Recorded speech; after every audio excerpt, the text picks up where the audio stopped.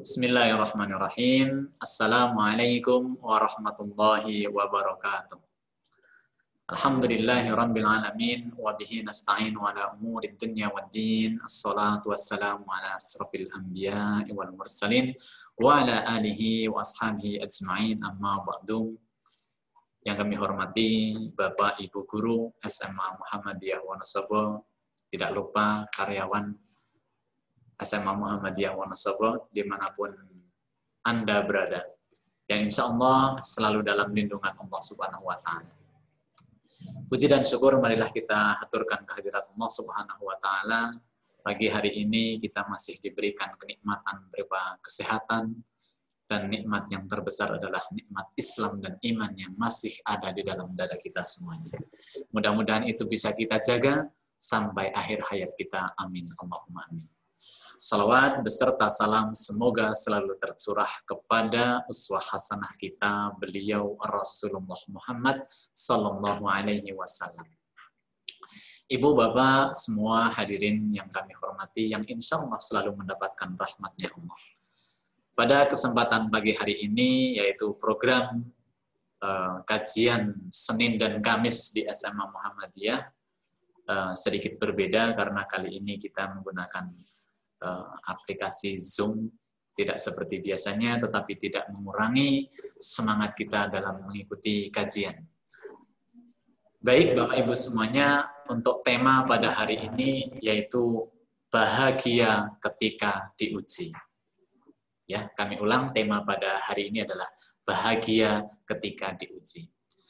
Ibu bapak semuanya, seperti sudah kita ketahui bahwa Allah berfirman dalam Quran surat Al-Baqarah, bisa dicatat surat Al-Baqarah surat kedua ayatnya 155.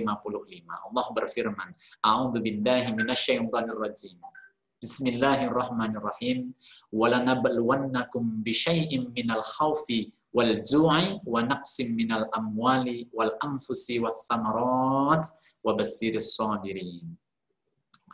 Di situ Allah berfirman menegaskan kepada kita semuanya bahwa sesungguhnya Allah itu pasti akan memberikan ujian kepada kita, apa saja macamnya, yaitu berupa ketakutan. Minal khauf, ketakutan, wal ju', kelaparan. Wa naqsim minal amwali, dan dikurangi hartanya, wal anfusi, nyawa. Kita punya saudara, kita punya pasangan, kita punya anak, kita punya orang tua, teman-teman, dan sebagainya. Ketika mereka, atau mungkin nanti diri kita akan diambil itu sebagai ujian dari Allah. Wathamarat, dan juga buah-buahan. Di sini bisa diartikan buah-buahan, bisa diartikan sayur-mayur bagi yang bertani, perdagangan bagi yang berdagang. Ketika itu semua Allah ambil, maka itu bentuk dari ujian yang Allah berikan kepada kita. Di akhir ayatnya Allah berfirman, وَبَصِّرِ الصَّابِرِينَ, dan berikanlah kabar gembira bagi orang-orang yang sabar. Ibu bapak semuanya yang dirahmati Allah, satu pertanyaan yang harus kita resapi dan kita renungi adalah, bagaimana menjadi hamba yang baik ketika kita diuji? Ujian tadi kita sampaikan banyak sekali jenisnya. Bisa berupa sakit, bisa berupa kesulitan mencari rezeki, dan lain sebagainya. Maka pertanyaannya kami ulang, bagaimana menjadi hamba yang baik ketika kita diuji oleh Allah Subhanahu wa Ta'ala? Maka mari kita tengok satu sabda Nabi yang diriwayatkan oleh Ahmad dan Tirmizi. Beliau bersabda, Innallaha idza ahabba qauman ibtalahum faman radhiya falahur ridha wa man suhita falahus sukhab. Sesungguhnya Allah Subhanahu wa Ta'ala jika mencintai suatu kaum, maka Allah akan mengujinya. Allah akan mengujinya. Dan jika mereka ridha terhadap apa yang diberikan ujian tersebut, maka Allah pun akan ridha. Dan apabila yang diuji sakit dan sebagainya itu berkeluh kesah, marah, menggerutu, dan sebagainya, maka murka Allah yang akan mereka dapat. Ibu bapak semuanya, lewat hadis di atas, mari kita kaji lebih mendalam. Bahwa setiap diri kita pasti akan merasakan atau sudah pernah merasakan sakit. Dari sakit yang ringan, pusing, sariawan, batuk, sampai sakit yang mungkin kita anggap sakit itu adalah sakit yang menurut kita adalah luar biasa. Maka apa respon hati, respon akidah kita terhadap yang Allah berikan berupa sakit tersebut? Atau banyak macamnya, tapi kita contohkan sakit terlebih dahulu. Ketika sakit itu datang, apakah kita itu ikhlas menerimanya, atau justru kita menyalahkan kondisi-kondisi yang ada di sekitar kita? Mungkin kita akan berpikir, seandainya kemarin saya tidak makan ini, seandainya saya rutin berolahraga, seandainya, dan seandainya, itu semua dilarang di dalam Islam. Karena ketika kita berandai-andai, kita melakukan hal yang baik sebelumnya, itu akan merusak akidah kita. Karena kita secara tidak langsung sudah sedikit tidak percaya dengan apa yang digariskan dan ditakdirkan oleh Allah Subhanahu wa Ta'ala. Ibu, Bapak, dimanapun berada, insya Allah kita semua selalu mendapatkan rahmatnya Allah. Kita belajar kepada bagaimana ketika Rasulullah Sallallahu Alaihi Wasallam diberikan sakit. Ketika Rasul Sallallahu Alaihi Wasallam mendapatkan sakitnya, sahabat menjenguk, kemudian sahabat memegang tangan atau badan dari Rasulullah. Beliau merasakan badannya yang begitu panas. Maka kemudian sahabat bertanya kepada Rasulullah, "Ya Rasulullah, sakit apa engkau ya Rasulullah?" Tapi kemudian Rasul tidak menjawab pertanyaan itu, dan Rasul balik bertanya, "Apakah engkau pun pernah merasakan sakit?" Dan sahabat pun bertanya, "Ya Rasulullah, sebenarnya siapa di dunia ini yang paling berat ujiannya?" Karena kadang-kadang kita hidup di dunia ini ketika kita merasakan kesusahan, ketika kita merasakan sesuatu yang tidak kita inginkan. Kadang-kadang hati kita berkata, alangkah apesnya, alangkah tidak enaknya kita sakit, orang lain sehat, kita sedang mendapatkan kesempitan, orang lain mendapatkan kemudahan. Kadang-kadang kita pun merasakan kita seperti orang yang paling terzalimi di dunia ini. Maka Rasul pun menjawab pertanyaan sahabat, siapa sebenarnya yang mendapatkan musibah yang paling banyak? Maka kata Rasul, yang mendapatkan ujian yang paling berat adalah yang pertama al-anbiya, dan yang kedua was-shalihin. Orang yang paling berat ujiannya adalah yang pertama, yaitu para nabi, al-anbiya, dan yang kedua adalah as-shalihin, orang-orang yang salih. Bahkan hadis Nabi juga, sahih hadisnya, beliau bersabda, para nabi dan orang-orang salih sangat berbahagia ketika mendapat ujian berupa sakit dan ujian yang lainnya. Bahkan kebahagiaan itu melebihi bahagianya kalian ketika mendapatkan rezeki. Bayangkan Bapak Ibu semuanya, mereka para nabi dan orang-orang salih ketika mendapatkan ujian berupa sakit, kesusahan, dan segala bentuk ujian yang diberikan Allah, mereka merasa bahagia, senang, melebihi senang dan bahagianya kalian semua ketika mendapatkan rezeki. Kenapa demikian? Karena al-anbiya was-sholihin, para nabi dan orang-orang yang solih ini yakin betul ketika Allah hadirkan musibah, ketika Allah hadirkan sakit, ketika Allah hadirkan kesusahan, di saat yang bersamaan Allah sedang mencintainya. Tadi kita ingat di awal bahwa sabda Nabi, idza ahabba innallaha idza ahabba qauman. Sesungguhnya ketika Allah ingin mencintai seorang, ingin mencintai hambanya, ibtalahum, Allah akan menguji. Maka mereka yakin bahwa ketika datang sakit, datang kesusahan, di saat yang bersamaan Allah sedang mencintai. Maka mereka berbahagia.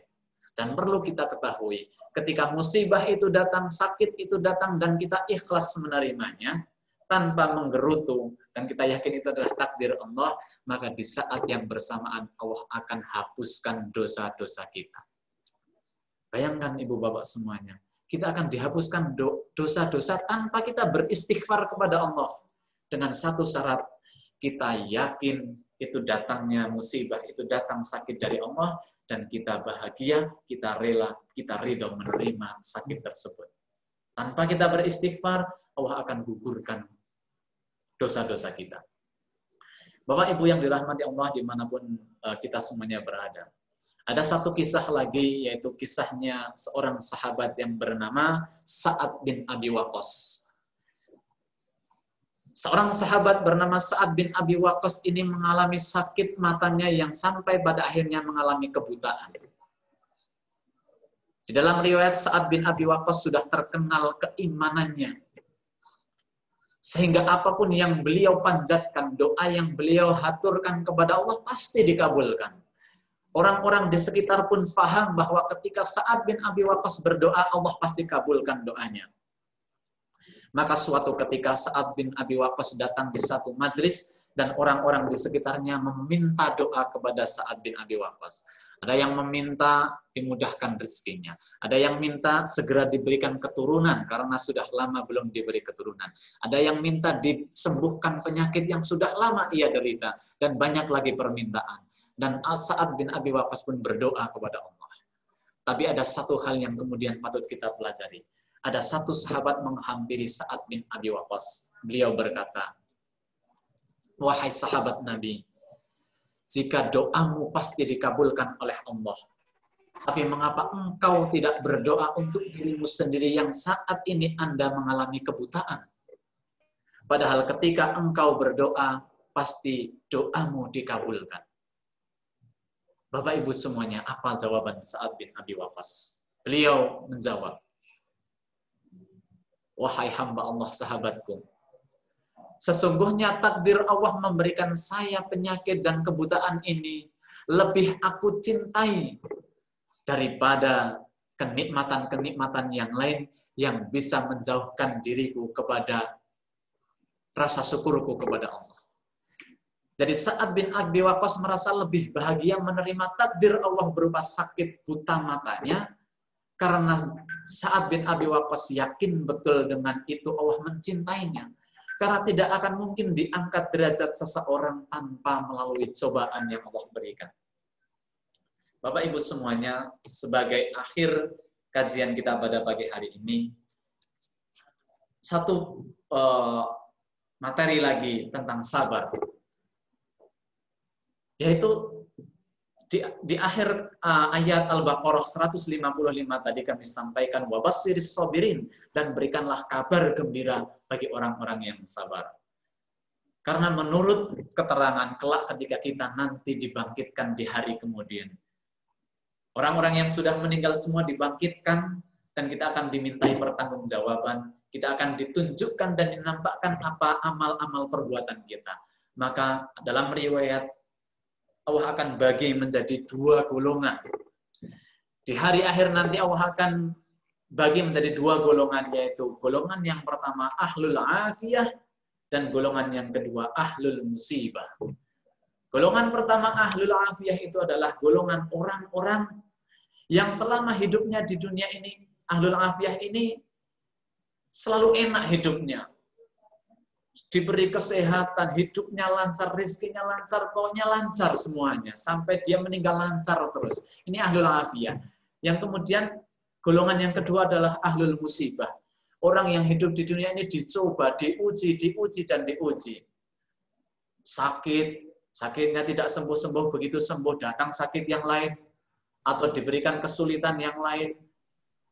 Keluarganya, istrinya, suaminya, anaknya, orang tuanya, tetangganya, saudaranya menjadi sumber dari ujian. Ini ahlul musibah, ahlul afiyah dan ahlul musibah. Maka kata Allah kepada malaikat, uhsuhum ahlul musibah. Hisab terlebih dahulu ahlul musibah. Kita besok akan antri Bapak Ibu semuanya di hadapan Allah untuk diperhitungkan amal perbuatan kita. Dan kata Allah yang akan dihisab terlebih dahulu adalah ahlul musibah. Ahlul musibah ini akan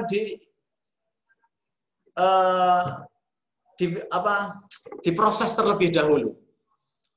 Diproses sampai akhirnya ketika selesai diproses, kata Allah kepada ahlul musibah yang bersabar ketika diberi ujian di dunia, kata Allah, "Utuhum salasa." Berikan kepada mereka ahlul musibah yang di dunia ini mendapatkan musibah, sakit, kesulitan, dan semua. Dan mereka bersabar, kata Allah akan diberikan 3 hadiah dari Allah. Kita catat bersama-sama. Apa yang akan Allah berikan? 3 ini. Yang pertama, Allah akan berikan khairan atau kebaikan berupa surga. Pahala yang pertama adalah khairan berupa surga bagi orang-orang yang sabar.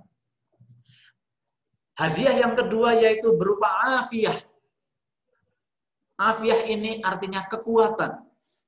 Karena ibu, bapak semuanya, siapapun kita yang di dunia ini mendapatkan ujian dari Allah, entah itu bentuknya sakit, kesulitan, dan semuanya, kita akan merasa lemah. Lemah secara fisik, lemah secara mental, lemah hati, lemah psikologi, dan segala yang lainnya.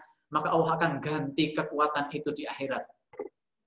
Di saat yang lain sedang ketakutan untuk menerima hisab dari Allah, Allah akan berikan kekuatan. Ini yang kedua. Dan hadiah yang ketiga, ini adalah manzilah. Manzilah itu adalah tempat yang tinggi.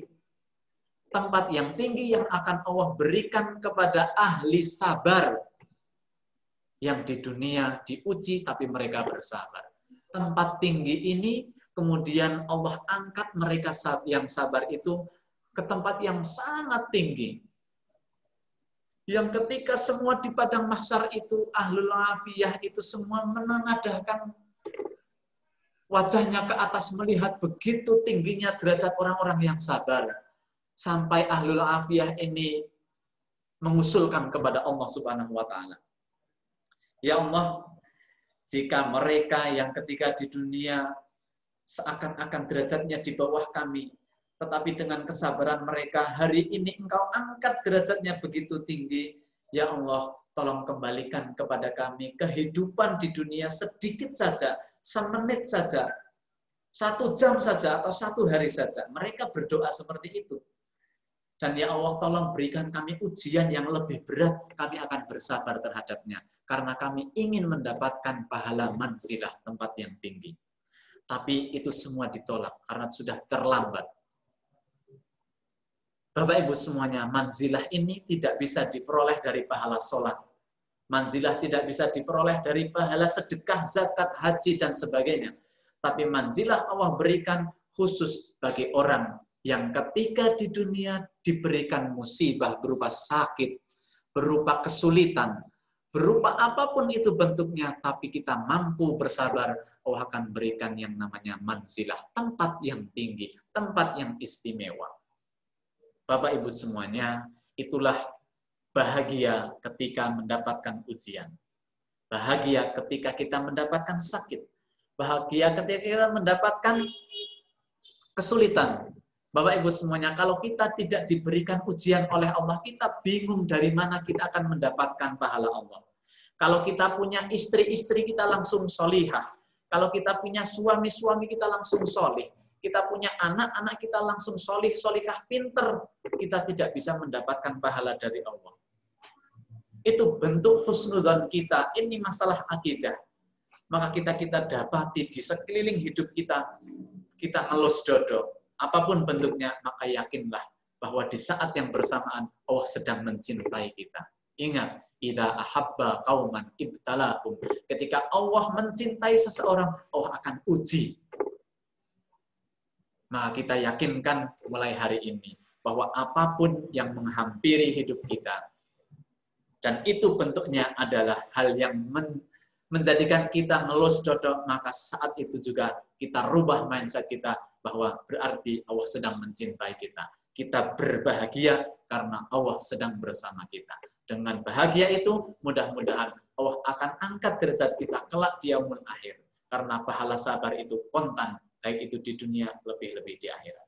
Bapak Ibu semuanya dimanapun berada, mudah-mudahan kita sedikit demi sedikit belajar untuk memperbaiki akidah kita, untuk memperbaiki hubungan kita kepada Allah, untuk selalu berhusnudzan, dan apapun yang terjadi di dalam diri kita, kita berdoa agar kita selalu diberi kekuatan iman dan Islam, agar tidak menggoyahkan akidah kita, dan kita dijauhkan dari murka Allah ketika kita tidak sabar, ketika kita menggerutu, ketika kita tidak ridho dengan apa yang sedang kita alami bersama. Kurang lebihnya, Bapak Ibu, saya mohon maaf yang sebesar-besarnya. Mudah-mudahan dengan kita mengikuti kajian-kajian Senin dan Kamis semakin meningkatkan keimanan kita kepada Allah, semakin menjadikan hati kita ini hati yang lunak, yang mudah memaafkan orang lain, hati yang terus mendoakan kebaikan kepada orang lain, sehingga hati ini menjadi hati yang tidak egois, hati seorang pemaaf, wal'afina 'anil nas, selalu memberikan maaf kepada manusia. Sekali lagi astaghfirullahaladzim, kurang lebihnya mohon maaf. Kami akhiri hadanallah wa iyyakum ajma'in, fastabiqul khairat. Wassalamualaikum warahmatullahi wabarakatuh.